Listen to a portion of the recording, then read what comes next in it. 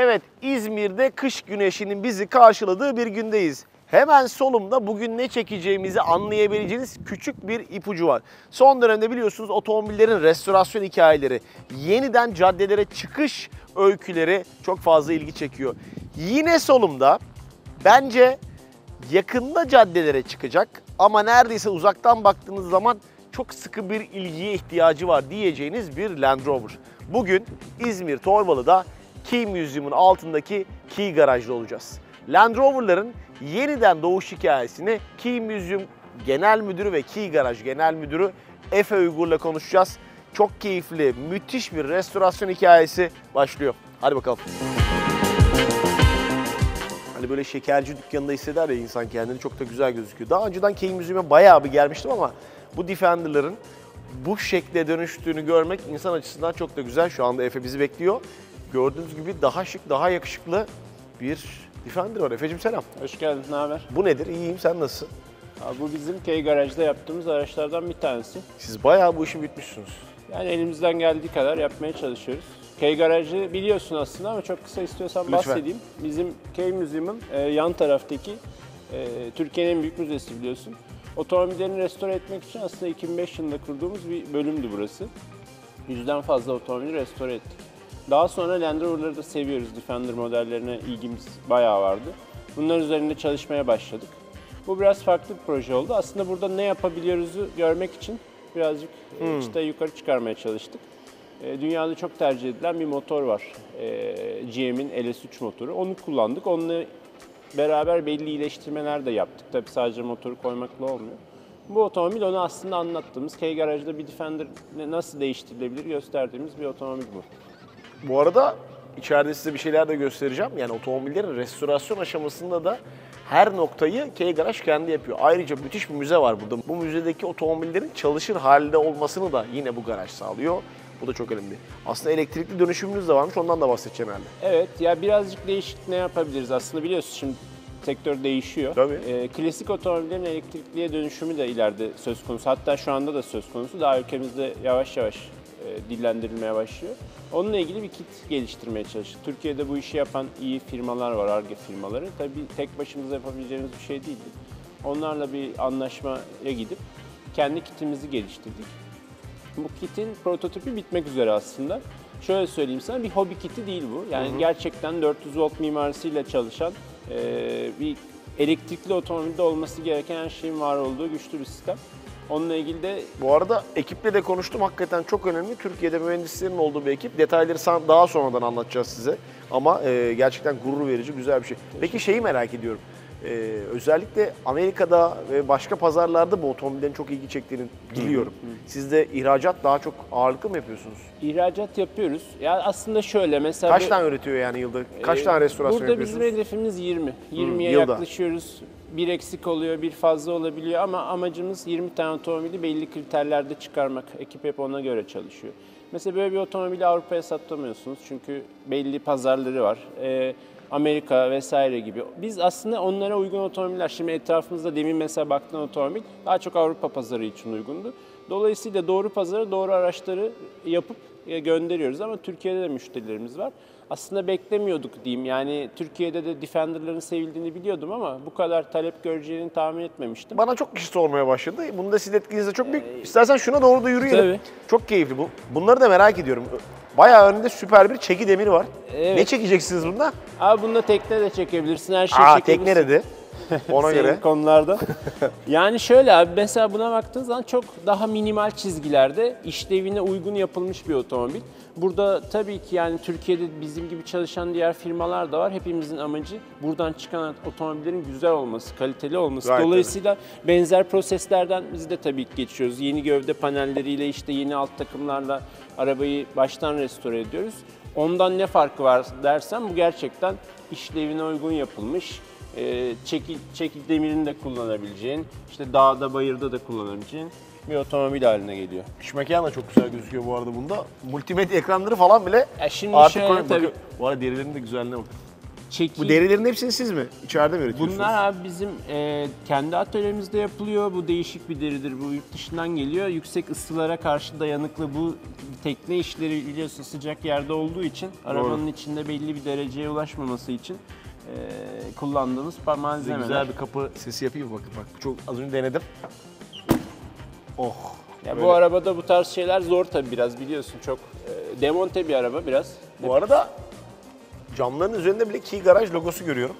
Bu da enteresan. Yani birçok parçayı istediğimiz kalitede ürettirmeye çalıştık. Şimdi aracın doğası gereği bazı şeyler bizi çok tatmin etmiyordu. Bazı şeylerin üretimleri var, işte bazılarının yok. Cam konusu da onlardan biriydi. Birkaç üretici var. Tabii ki biz onu gene sertifikasyonunu tamamlamış firmalarla çalışıp yapıyoruz. Biraz özelleştirme konusunda meraklıyız aslında. bir de yan taraftakine bakalım. Bu da çok yakışıklı gözüküyor. Bu arada şunu da söylemek lazım. Aslına bakarsanız siz dışarıdan gelip bir tane Land Rover Defender'ınız varsa gelip burada restorasyonu sağlayabiliyor musunuz? Ben müşteri olarak. Evet yapıyoruz. Öyle da güzel. projeler de var. Şu an burada göremiyorsunuz söküldüğü için. O tarz projeler de yapıyoruz. Sipariş usulü bizdeki araçlardan da yapıyoruz. Bu 3.5 V8'lik. Abi bu biraz hani daha modern görünüme yakın. İşte şehir içinde de kullanabileceği aslında bir hafta sonu aracı bu. Çok güzel. Burada ben yani detay verebilirim sana. Gene bütün aynı mantık hepsinde geçerli. Şasiden başlıyoruz. Tamirle beraber sonra katafayaz işlemleri yapılıyor. Bu önemli burada. Bunu paslanmaması için uzun vadede. Gövde zaten alüminyum. Saç olan kısımlar gene katafayazda yapılıyor. Daha sonra usulüne uygun olarak devam ediyoruz. Bizim avantajımız neredeyse 20 yıldır bu işi burada yapıyor olmamız. Ben şu atölyeye de bir bakalım istiyorum. Ondan sonra galiba bununla bir test sürüşü Onu yapacağız. yapalım. Çünkü şu an Bekliyor. uzaktan bakıyorum. Bu amortisörlerin süspansiyonlu bakar mısınız? Onları bile özel turuncu Onlar yapmışlar. abi sistem zaten tamamen özel. Bedce ile yaptık biliyorsun. O da bir Türk markası. Onunla beraber aracın sistemini tamamen değiştirdik. Biraz işte dediğim Bu tam gibi. böyle canavar olmuş. Ya Evet. bununla bir Uludağ bir yere sezonda çıkmak isterim. Ya bununla Aynen, bununla kesinlikle. çekeceğim ilgiyi çok böyle merak ediyorum. Sürüşü de çok zevkli. Birazdan kullanırken gösteririm, bazı şeyler bahsederim.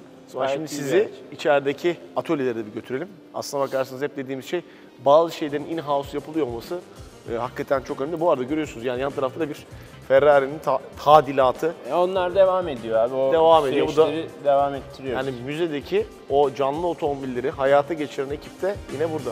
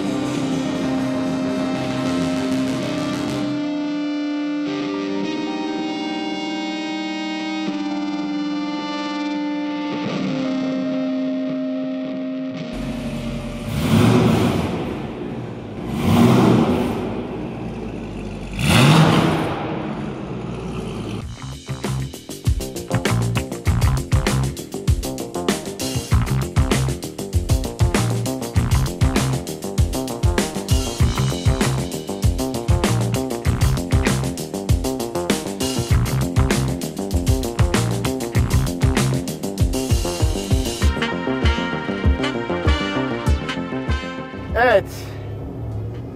Efe'cim şu anda şaheserimizin içindeyiz. 6.2 litre 430 beygir mi? Evet.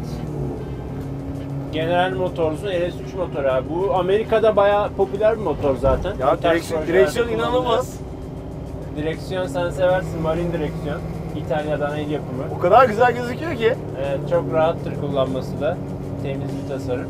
Şey gibi böyle yani hani geldin hafta sonu bu otomobille çıktın. Hafta sonu gezdin. Bu otomobil hissiyatını verdi bana. Aynen abi. Zaten hani bir ihtiyaçtan çok aslında hobi üzerine kurulu Tabii. bir şey bu. Peki sana bir soru. Ben şimdi Volkan geldim sana söyledim. Sen Tamam. istediğin otomobili yapabiliyorsun dedim. Ne kadar süre sürüyor? Ya da ben kendi otomobilimi getirmek zorunda mıyım yoksa siz bana bu otomobilde bulabiliyor musunuz? Yok, sen Hani- kendi otomobilini de getirebilirsin. Bizim kendi envanterimiz de var. Hazır aldığımız araçlar var bekleyen. İkisi de Oo, olabilir. ses çok güzel Tabii, ya. ses güzel. El yapımı titanyum egzoz var. Ne kadar süre totalinde onu Abi duymadım. 8 8 ay. aydan başlıyor. Böyle bir proje tabii biraz daha uzun sürebilir. 6-8 ay diyeyim ben sana. Şeye göre tabii çok farklı şeyler yapıldığı için zaman değişebiliyor ama onda da belli bir Peki çerçeve var. size böyle tabii. çok enteresan talepler de geliyor mu? Otomobilimde şu da olsun, bu da olsun, şunu da koyun. Benim için böyle bir şey özel. Abi geliyor aslında ama artık onları belli bir şeyde çerçevede tutmaya çalışıyoruz. Gelmiş en enteresan talep istek ne oldu? Sizi zorlayan. Yani zorlayan ne bileyim yani mesela su tesisatı yaptığımız araç da oldu. Mesela bir plaja gittiğiniz zaman su aksın falan o Ha. tarz şeyler olabiliyor. Çok aslında aracın doğasına aykırı şeyler değil. Ama hani kullanım amacına göre değişiyor. Evet, şimdi çok yakışıklı bir otomobil. Yani hadi tamam motoru beygir önemli ama siz bunu bayağı bir özel yapmışsınız. Bayağı yüksek. Evet. Değil evet, mi? Evet, 5 inç yükseltme var abi. Şimdi bunun süspansiyon sisteminin bağlantı noktaları falan normalde arabanın standart sistemi değil. Biz bunları kendi atölyemizde planladık ve Badge ile beraber yaptık. Aslında Türk işi oldu bu. Güzel oldu. Türk işini gururla söylüyorum yani. Evet.